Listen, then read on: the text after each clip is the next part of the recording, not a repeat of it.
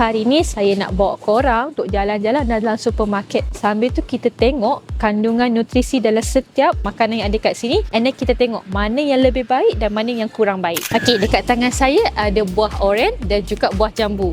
So korang rasa mana yang lagi tinggi vitamin C punya content? Mesti korang ingat buah oren kan? Sebenarnya salah. Setiap 15 gram gula dalam kita kata buah jambu ini ada lebih kurang 228 mg vitamin C.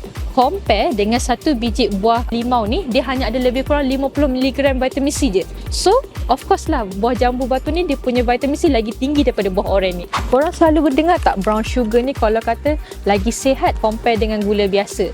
Sebenarnya in term of calorie sama je. So, untuk kedua-dua gula ini dia membekalkan kalori yang sama. Cuma yang lebih baik adalah gula perang. Sebab apa? Dia tak akan spike bacaan gula tu macam mana gula putih. Okey, untuk yang kita kata jus ni, gula dalam dia tinggi. Dia akan buat kita punya bacaan gula spike bila kita minum. So, kepada orang yang kita kata ada kencing manis, bacaan gula tinggi, minuman jus buah ini sangat tak digalakkan. So, lebih baik makan buah betul daripada minum jus ini.